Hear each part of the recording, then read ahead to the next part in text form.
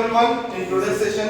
At this moment, we have Kasturi Miss as a resource person. She is going to guide us or train us on Hindi भाषा में लेखन तथा साहित्य सृजन on this topic.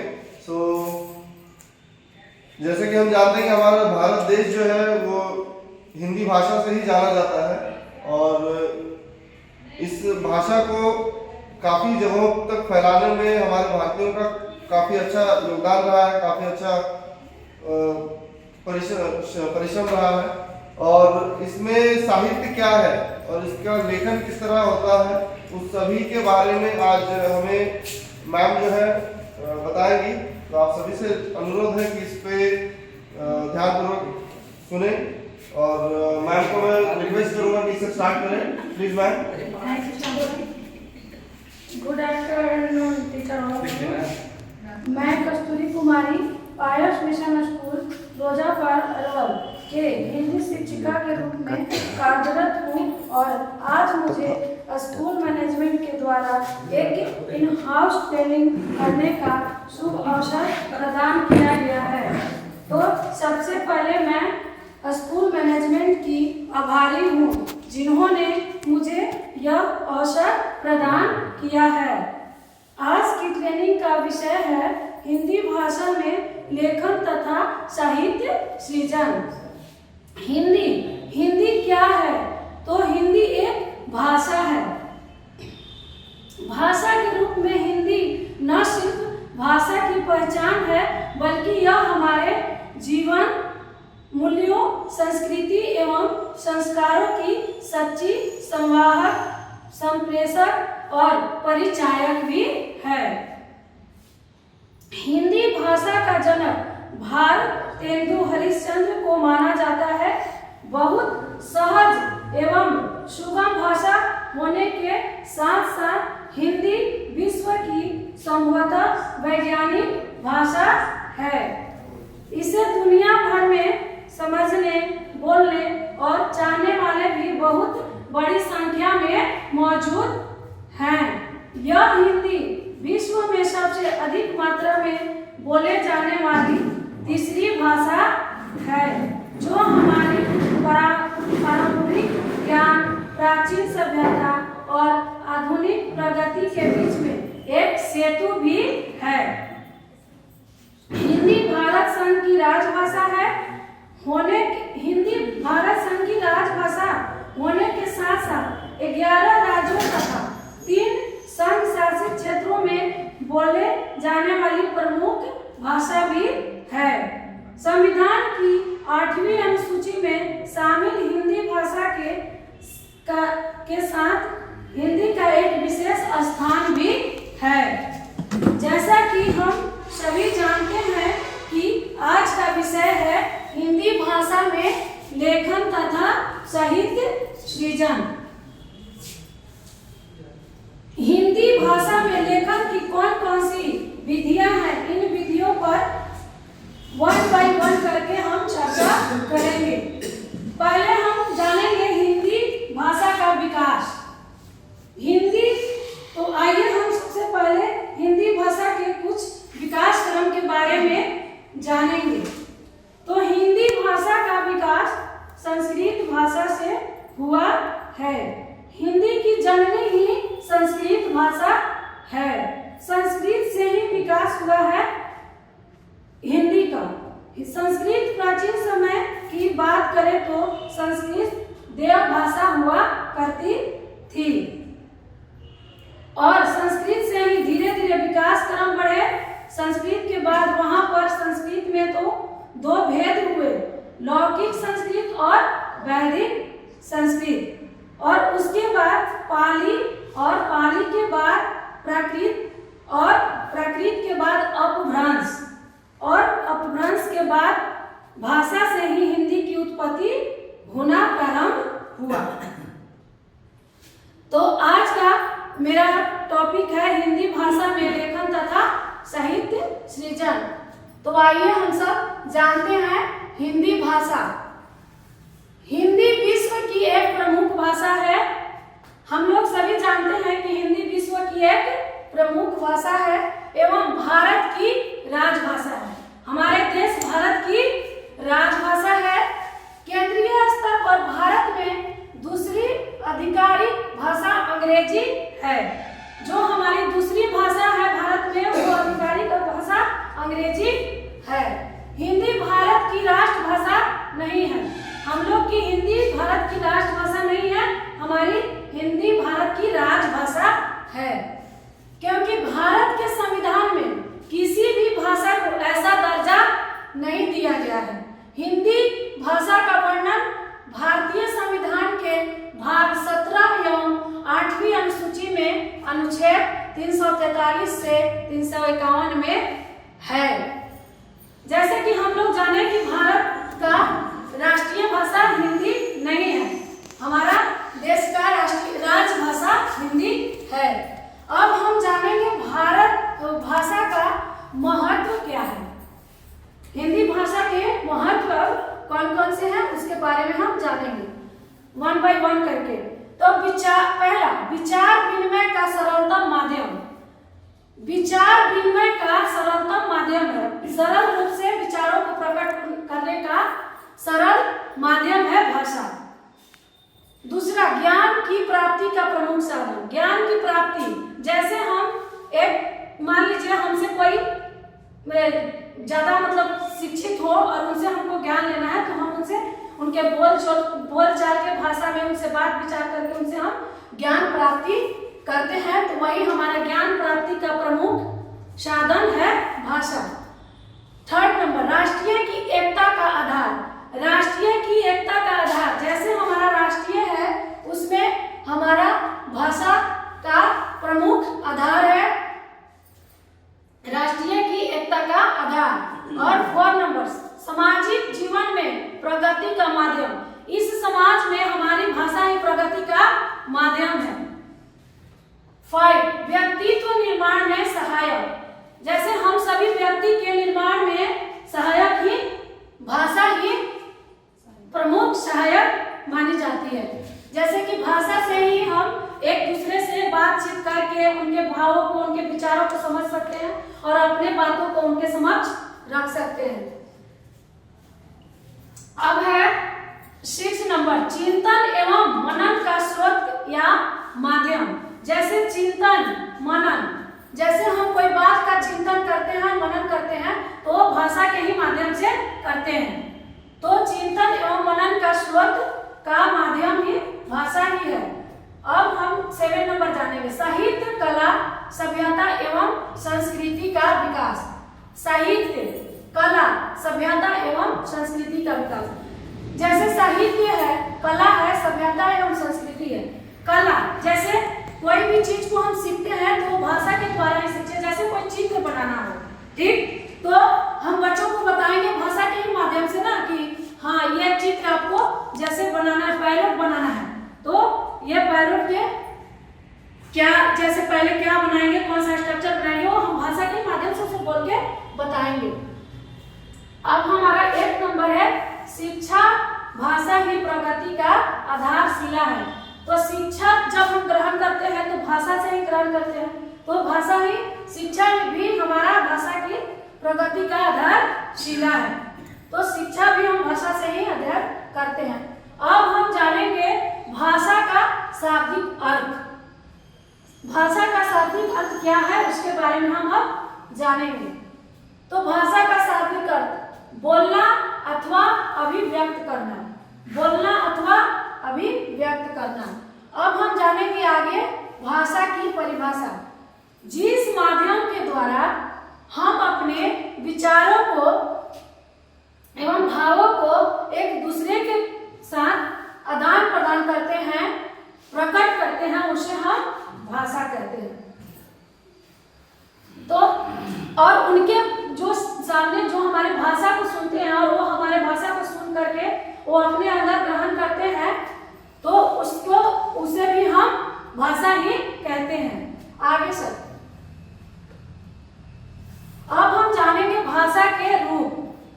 तो भाषा के 2 रूप होते हैं, पहला मौखिक रूप और दूसरा लिखित रूप। अब मौखिक रूप जानेंगे। मौखिक रूप, जो हम एक दूसरे के सामने बोल करके अपनी भाषा को मौखिक के द्वारा प्रकट करते हैं, बोल करके उसे हम मौखिक रूप करते हैं भाषा का। जैसे मान लीजिए हम बच्चा को कुछ सिखा रहे हैं क्लास में, तो भाषा का हम परिभाषा ही बता रहे हैं, तो बोलकर ही तो बताएंगे, तभी तो बच्चे सीखेंगे। और बच्चा वो क्या करेंगे, अपना सुन करके वो मन में ग्रहण करेंगे और सीखेंगे। आगे है लिखित रूप, लिखित भाषा। जैसे लिखित रूप, बच्चों को कुछ लिख करके हम सिखाएंगे।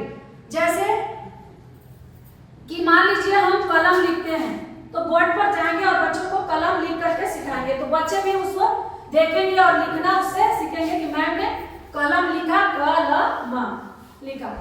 ठीक है, अब आगे देखेंगे भाषा के कौशल। तो भाषा के 4 कौशल होते हैं। पहला है श्रवण, दूसरा है वाचन तथा तीसरा है पाठन और चौथा हमारा क्या है, लेखन।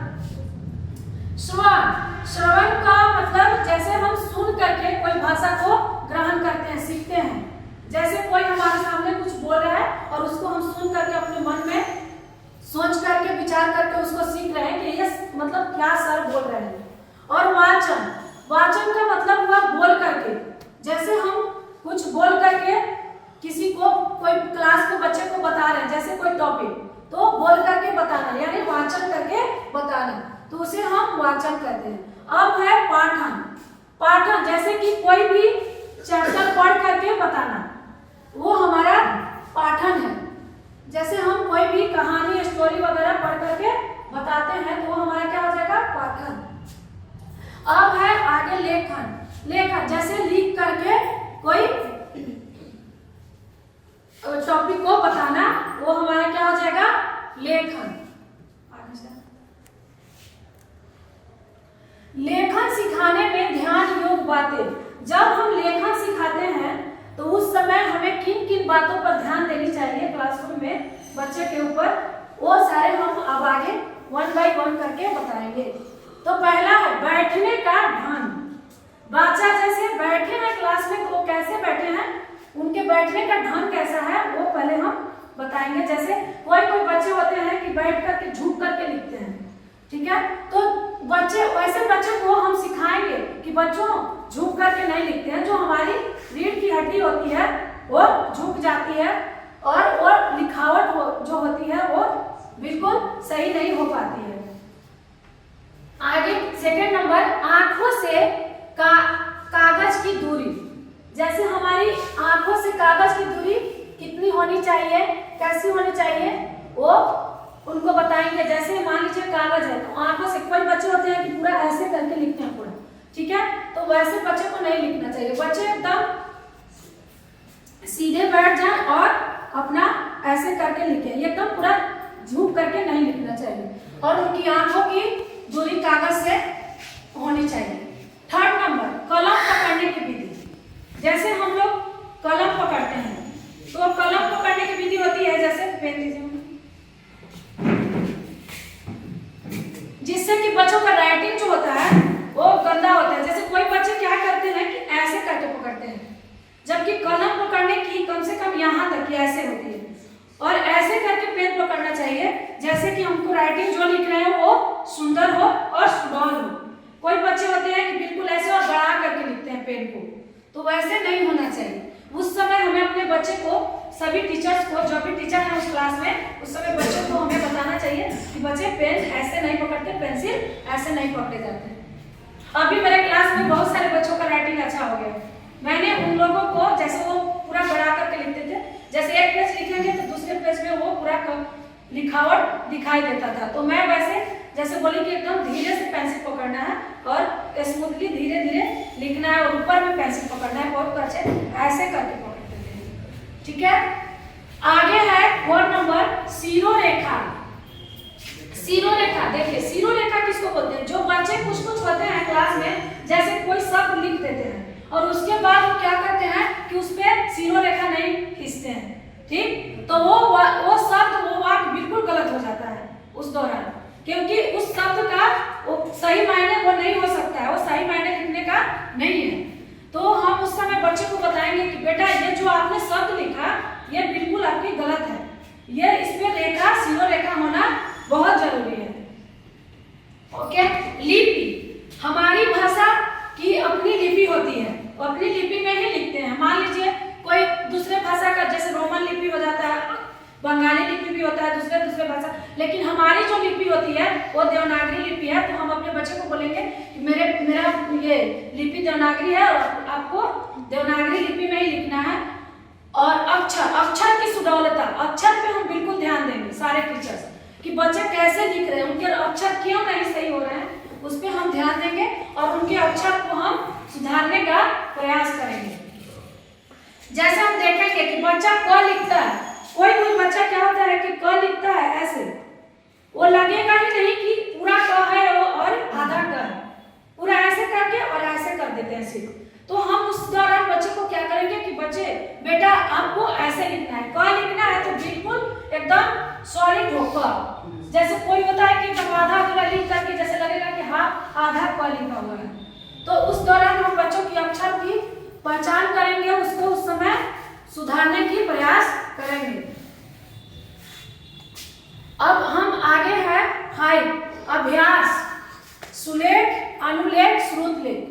सुलेख अनुलेख श्रुतलेख, पहले हम सुलेख सिखाते हैं, उसके बाद अनुलेख और उसके बाद श्रुतलेख। जैसे श्रुतलेख क्या होता है कि कोई इंग्लिश में हम उसको डिक्टेशन बोलते हैं, श्रुतलेख को इंग्लिश में डिक्टेशन बोलते हैं और हिंदी में श्रुतलेख बोलते हैं। जैसे कोई भी हम शब्दों को बोलते हैं और बच्चे सुन करके उसे ग्रहण करके लिखते हैं तो उसे हम श्रुतलेख करते हैं। जैसे मान लीजिए हम कोई शब्द बोले कि कबूतर, तो बच्चा ने उसको लिखा और फिर उसको हम जांच करेंगे कि बच्चा ने शुद्ध लिखा है या अशुद्ध लिखा है। जैसे कोई बच्चे क्या होते हैं कि कबूतर, जैसे ब में छोटी बड़ी ऊ की मात्रा या छोटी ऊ की मात्रा लगा देंगे जबकि उसमें बड़ी ऊ की मात्रा होनी चाहिए।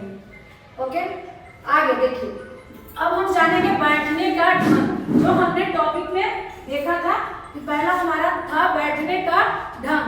तो लिखते समय बालकों को बैठने का उचित ढंग होना चाहिए, बिल्कुल, जो कि मैं पहले आप लोगों को बता चुकी थी कि बैठने की ढंग कैसी होनी चाहिए। तो वही है, लिखते समय बालकों को बैठने का उचित ढंग होना चाहिए जिससे रीढ़ की हड्डी सीधी हो।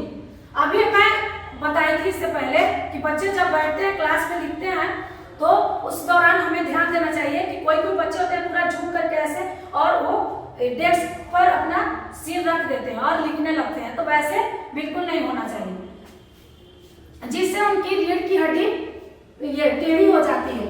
झुक कर लिखने की आदत न डाली जाए और कुर्सी पर बैठते समय बालक के पैर सीधे जमीन पर रहे।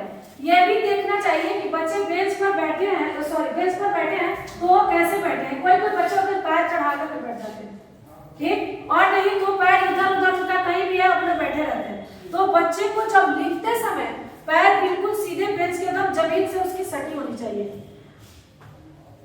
कुर्सी पर बैठते समय बालक के पैर सीधे जमीन पर है। अब हम सेकंड नंबर जानेंगे आंखों से कागज की दूरी। जो मैंने पहले भी बताया कि आंखों से कागज की दूरी होनी चाहिए बच्चे को, तो उसके बारे में हम जानेंगे। लेखन की कॉपी से आंखों के बीच की दूरी लगभग 30 से 35 सेंटीमीटर की दूरी होनी चाहिए। कितनी? 30 से 35 सेंटीमीटर की दूरी होनी चाहिए, जिससे कि बच्चे की आंख पर बुरा प्रभाव नहीं पड़ता है। जब बच्चे नजदीक से लिखते हैं तो उनकी आंख पर बुरा असर पड़ता है। इसी से हम लोग को बच्चों को जब वो नजदीक से लिखते हैं तो हमें बताना चाहिए कि बेटा आपको सीधा बैठ करके और नजदीक से देख करके नहीं लिखना है, ठीक, थोड़ा सा दूरी से ही लिखना है, ठीक है। आगे से लेखन कौशल की विधियां। अब लेखन कौशल की विधियां कौन कौन सी होती है उसके बारे में हम लोग जानेंगे। लेखन के द्वारा ही बालक अपने भावों अथवा विचारों को प्रकट करता है। लेखन के द्वारा ही बालक अपने भावों अथवा विचारों को प्रकट करता है। लिख करके ही तो बच्चा बताएगा। तो अतः भाषा की ध्वनि को लिपिबद्ध करना ही लेखन कहलाता है। भाषा की ध्वनि को लिपिबद्ध करना ही लेखन कहलाता है। विद्वानों ने लेखन की निम्नलिखित विधियों का उल्लेख किया है, जिसके माध्यम से किसी भी विचार को सही ढंग से लिखित रूप प्रदान किया जा सकता है। जिसके माध्यम से किसी भी विचार को सही ढंग से लिखित रूप में प्रदान किया जा सकता है। जैसे कि पहला खंडसा विधि, रेखांकन विधि, रेखा लेखन विधि, और सेकंड है मॉन्टेसरी विधि, और थर्ड है जॉर्ज जैकब विधि, और फोर्थ पेटालॉजी विधि, 5 अनुकरण विधि, और 6 में मेरा है स्वतंत्र लेखन विधि।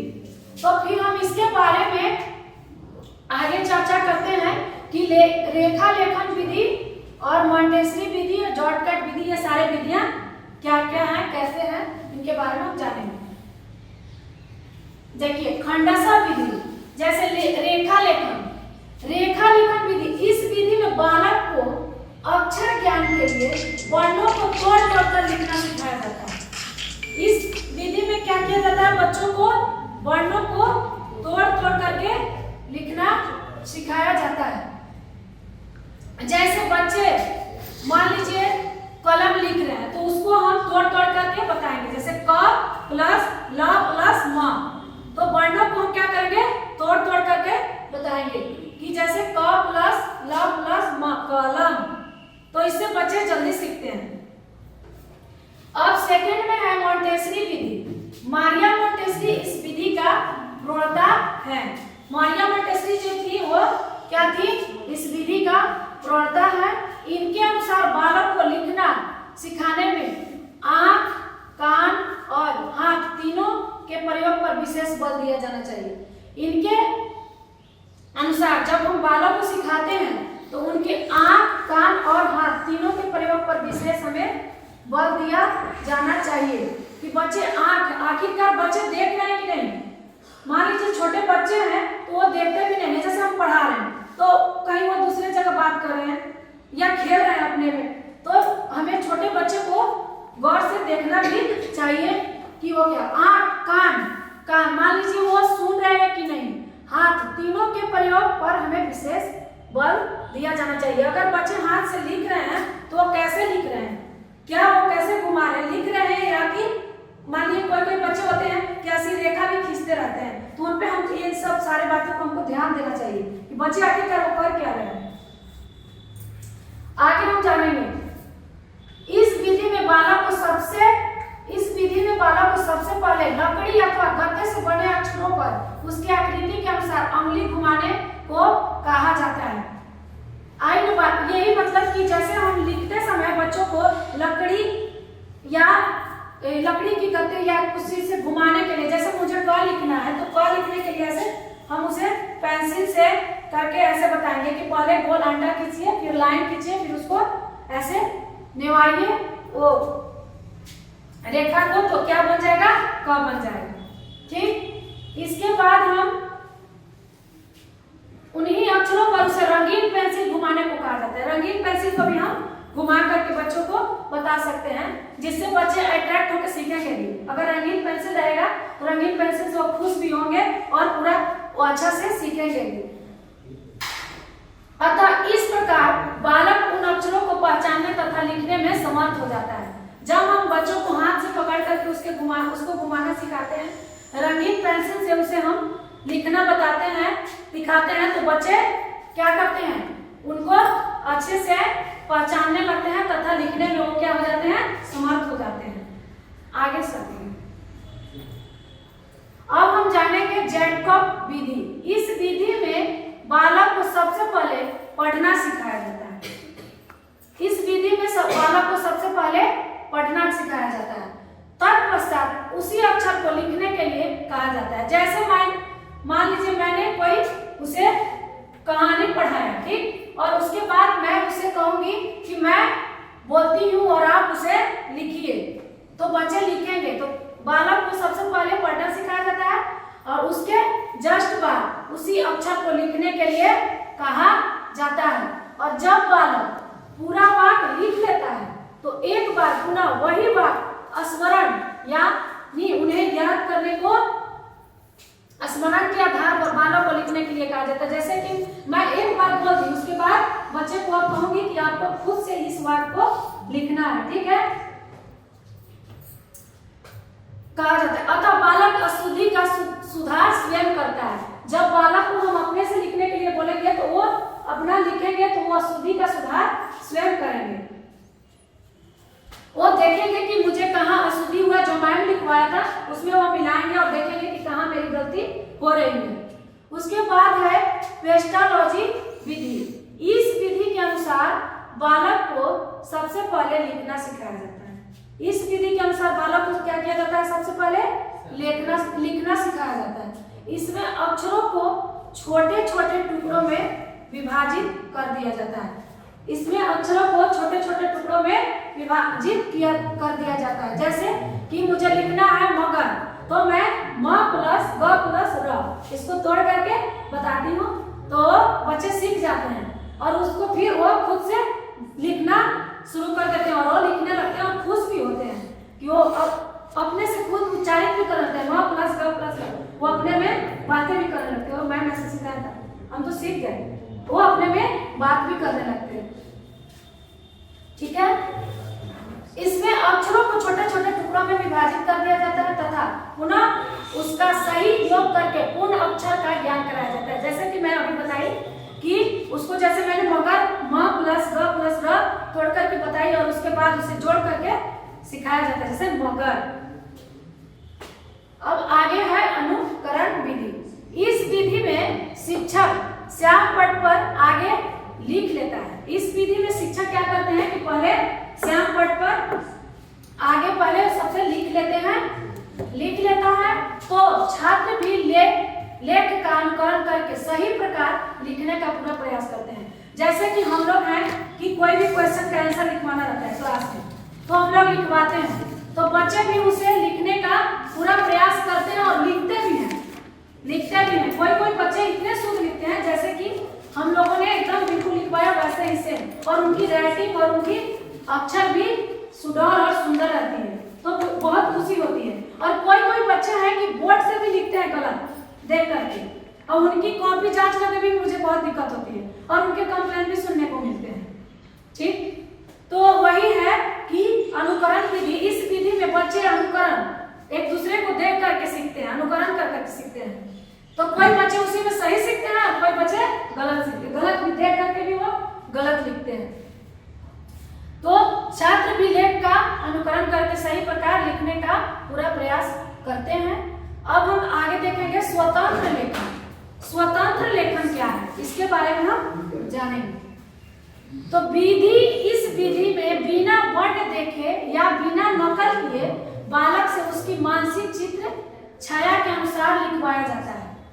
स्वतंत्र लेखन, स्वतंत्र मतलब वो खुद से स्वतंत्रित होकर अपने से खुद वो लिखे, और बच्चे क्या करते हैं कि उस समय ना कोई नकल करते हैं, ना कि देखते हैं और ना ही किसी क्या बोलते हैं वर्ण को देखते हैं और ना ही उसका नकल करते हैं। उसकी मानसिक चित्र छाया के अनुसार, वो अपनी मानसिकता के अनुसार उन्हें लिखवाया जाता है और वो लिखते भी हैं। ऐसे बालक को हम कुशाग्र बुद्धि बालक, इसे बहुत कम समय में ही यह सीख लेते हैं। इससे बालक हम क्या करते हैं, कुशाग्र बुद्धि, तीव्र बुद्धि वाले बच्चे, कि वो ये बहुत तेज है, इसकी मानसिकता बहुत अच्छी है, ये देख करके सुन करके जल्दी से सीख लेते हैं, ठीक। ऐसे बच्चों को हम कुशाग्र बुद्धि यानी कि तीव्र बुद्धि वाले बच्चा बोलते हैं, और ये बहुत कम समय में ही सीख लेते हैं।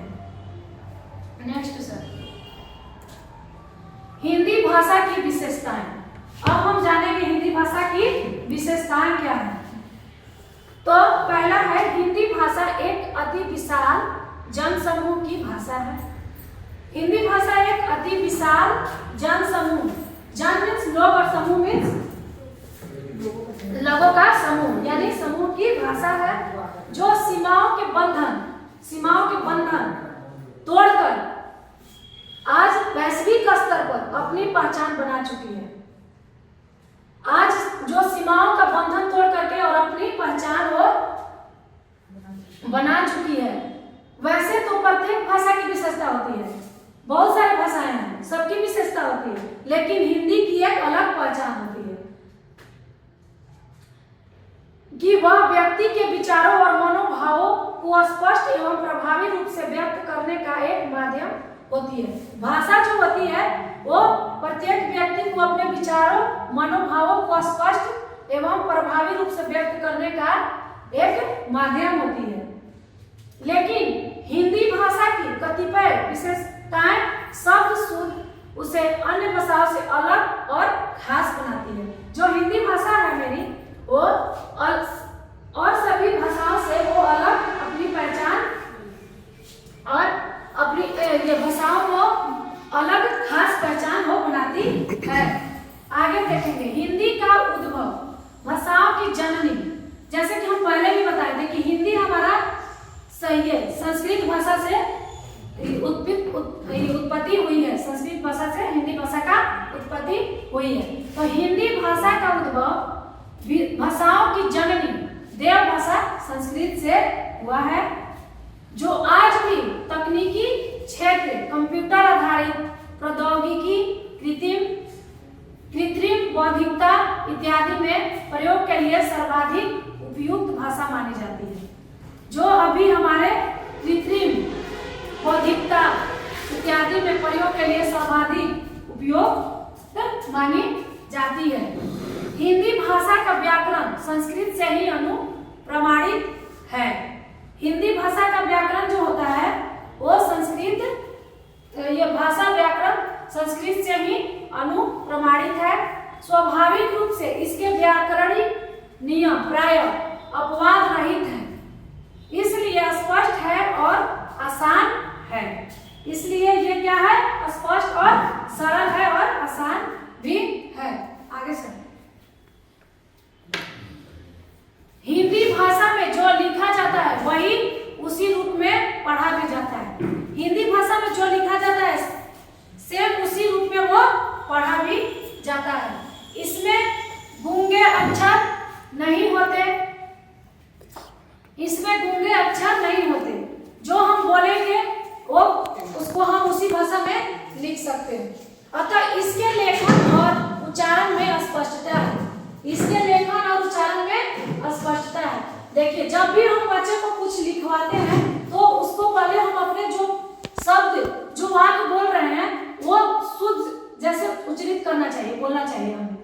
कि मान लीजिए हम लिखवा रहे हैं कि कृषक, तो वो बच्चा है कोई क्या करते हैं, कृषक लिख देते हैं जी। तो उस समय हमको क्या करना चाहिए, अपनी भाषा जो बोलते हैं उसको हम अपनी भाषा में उसको शुद्ध बोलेंगे। जैसे बच्चा आप लिखिए कृषक, क्या बोलेंगे, कृषक। तो हमें जब बोलते हैं तो भाषा बातों को अपनी ध्यान देना चाहिए कि हम धीरे बोल रहे हैं या उसको ऊंचे आवाज में बोल रहे हैं। अगर हम धीरे बोलते हैं, जैसे मान लीजिए हम बोलते हैं कृषि, तो बच्चों समझ जाते हैं कि इसमें हमें छोटी ई की मात्रा लगानी है। और जब हम बोलते हैं, मान लीजिए कि बोलते हैं देशवासी, ठीक, तो सब बार उसमें क्या हुआ, जोर पड़ा, तो वो जान जाएंगे कि इसमें हमें दीर्घ ही लगाना है, देशवासी, ठीक। तो वही है, हिंदी भाषा में जो लिखा जाता है वही उस रूप में पढ़ा भी जाता है। इसमें गूंगे अक्षर बिल्कुल नहीं होते हैं, अतः इसके लेखन और उच्चारण में स्पष्टता होती है। आगे देखेंगे, हिंदी भाषा की एक विशेषता यह भी है कि इसमें निर्जीव वस्तुओं संख्याओं के लिए भी लिंग का निर्धारण होता है। जैसे कि निर्जीव वस्तुओं, जैसे मान लीजिए कुर्सी है, तो इसके लिए भी हमें लिंग का निर्धारण होता है। जैसे कुर्सी है तो हम बताते हैं बच्चों के कि कुर्सी स्त्रीलिंग है, तो बच्चे बोलेंगे कैसे, तो उसको हमको बताना पड़ता है कि स्त्रीलिंग यानी कुर्सी। और इसको जब हम बहुवचन बताने लगते हैं बच्चों को, तो वही कुर्सियां, क्या बताते हैं, कुर्सियां, यानी कि एक कुर्सी थी और बहुवचन में जब हम उसको कन्वर्ट करते हैं तो बच्चों को बताते हैं कि क्या हो जाएगी, बहुत सारी कुर्सी, यानी उसको क्या करते हैं, कुर्सियां कर देते हैं। तो बच्चे समझ जाते हैं लिंग के बारे में कि यह स्त्रीलिंग है या पुल्लिंग, एक वचन है या बहुवचन। अब हम आगे देखेंगे, हिंदी एक व्यवहारिक भाषा है। यह हम सभी जानते हैं कि हिंदी हमारा एक क्या है, व्यवहारिक भाषा है। इसमें अंग्रेजी की भांति कई रिश्तों के लिए एक ही शब्द से काम नहीं चलाया जाता। जैसे इंग्लिश में क्या है कि कई रिश्तों मतलब कोई भी भाषा जैसे एक ही वर्ड मीनिंग होता है, उसके बहुत सारे ये होते हैं क्या, लेकिन हिंदी में वो क्या होते हैं कि इनमें एक ही शब्द से काम नहीं चलाया जाता है, प्रत्येक संबंध के लिए अलग अलग शब्द होते हैं इसमें। अब आगे देखेंगे, हिंदी भारत की राजभाषा है। ये तो मैं पहले भी बताई थी कि हिंदी हमारे भारत की राजभाषा है, राष्ट्रभाषा नहीं है। हिंदी आज दुनिया की दूसरी सबसे अधिक बोले जाने वाली भाषा के रूप में प्रतिष्ठित है। हिंदी आज हमारी दुनिया में सबसे दूसरी अधिक बोले जाने वाली भाषा के रूप में क्या है, प्रतिष्ठित है। बीबीसी की एक खबर के अनुसार इस समय विश्व में 54 करोड़ 5 लाख हिंदी बोलने वाले हैं। गैर हिंदी भाषी देशों के लोग भी हिंदी अब क्या कर रहे हैं, सीख रहे हैं। जो देश में हिंदी नहीं जानते थे, लोग नहीं बोलते थे, नहीं सीखे थे, वो अब हिंदी क्या कर रहे हैं, सीख रहे हैं।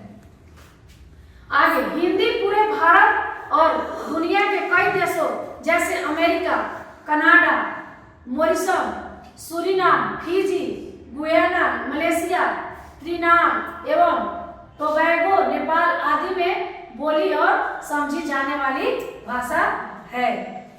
प्रयोग की दृष्टि से भी हिंदी इतनी समृद्ध नहीं है कि इसकी 5 उपभाषाएं और कम से कम 16 बोलियां प्रचलित हैं, जिनमें से कई बोलियां और उपभाषाएं में भी प्रचुर साहित्य उपलब्ध है। इनमें से कई ऐसे भाषाएं हैं जिनमें साहित्य उपलब्ध है और यह बोलियां प्रचलित है, जिनमें कई बोलियां और भाषाएं भी प्रचुर साहित्य उपलब्ध है।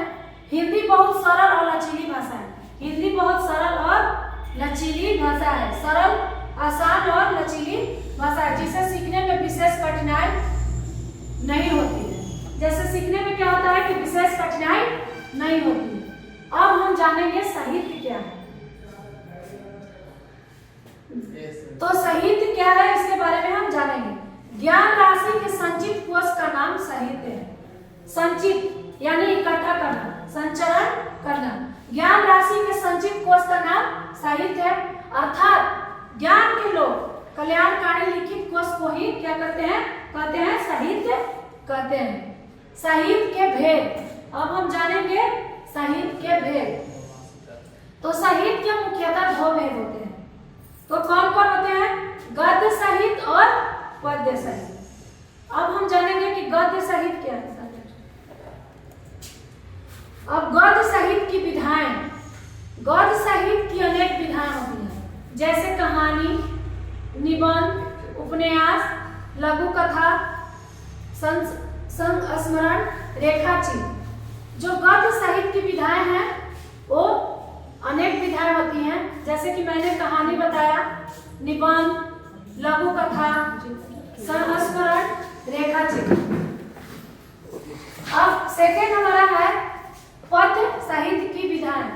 पद्य साहित्य की भी अनेक विधाएं होती हैं, जैसे पहला दोहा, दूसरा छंद, तीसरा कविता, चौथा साखी और 5वां गीत और 6वां हमारा है पद।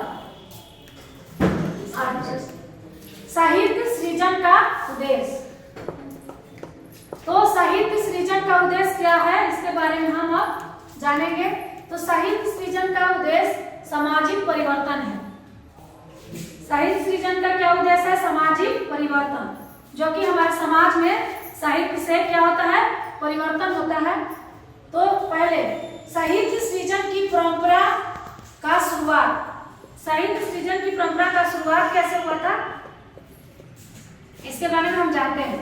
तो हिंदी साहित्य का इतिहास लिखने का सबसे पहला प्रयास एक फ्रेंच विद्वान गर्सा द तासी ने किया।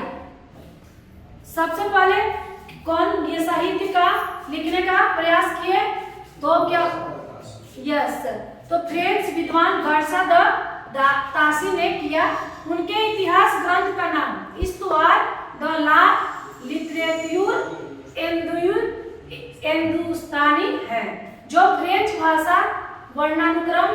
पद्धति में लिखा गया है। अब हम जानेंगे श्रेष्ठ साहित्य का सृजन कैसे हो सकता है, इसके बारे में। साहित्य के बिना राष्ट्र की सभ्यता और संस्कृति निर्जीव है। हमारे साहित्य के बिना राष्ट्र की सभ्यता और संस्कृति बिल्कुल निर्जीव है, बिल्कुल मरी हुई है। जब जहां साहित्य नहीं है वहां कुछ नहीं है। साहित्यकार का कर्म ही है कि वह ऐसे साहित्य का सृजन करे। जो भी साहित्यकार हैं उनका कर्म, उनका काम ही है कि वो ऐसे साहित्य का निर्माण करें, सृजन करें जो राष्ट्रीय एकता, मानवीय समानता, विश्व बंधुत्व और सद्भाव के साथ हाशिए के आदमी के जीवन को ऊपर उठाने में उसकी मदद करे। यही हमारे साहित्यकार का काम है उनका कि वो विश्व राष्ट्रीय एकता, मानवीय समानता, विश्व बंधुत्व और सद्भाव के साथ हाशिए के आदमी के जीवन को ऊपर उठाने में उसकी मदद करे। साहित्य का आधार ही जीवन है। साहित्य का आधार ही हमारा क्या है? जीवन है। आगे देखेंगे साहित्यकार समाज और अपने युग को साथ लिए बिना रचना कर ही नहीं सकता है। जो भी साहित्यकार है वो समाज को बिना लिए वो उसका निर्माण और रचना नहीं कर सकता है, क्योंकि सच्चे साहित्यकार की दृष्टि में साहित्य ही अपने समाज की अस्मिता की पहचान होता है। क्योंकि सच्चे जो साहित्यकार होते हैं की दृष्टि में ही साहित्य ही अपने समाज की अस्मिता, जो अपने समाज का अस्मिता की पहचान करते हैं, बनाते हैं, उनकी सच्ची दृष्टि ही उनको बनाने में क्या करती है? महत्व सहायता करती है। साहित्य जब एक समाज के लिए उपयोगी है तब गाह्य है, बाह्य है। जैसे साहित्य की उपादेयता में ही साहित्य की प्रासंगिकता है। साहित्यकार के अंतस में युग चेतना होती है और यही चेतना साहित्य सृजन का आधार बनती है। श्रेष्ठ साहित्य भावनात्मक स्तर पर व्यक्ति और समाज को संकारित करता है, उसका युग चेतना से साक्षात्कार कराता है। हमारा साहित्य क्या करता है? उसके युग चेतना से उसे साक्षात्कार बनाता है। Thank you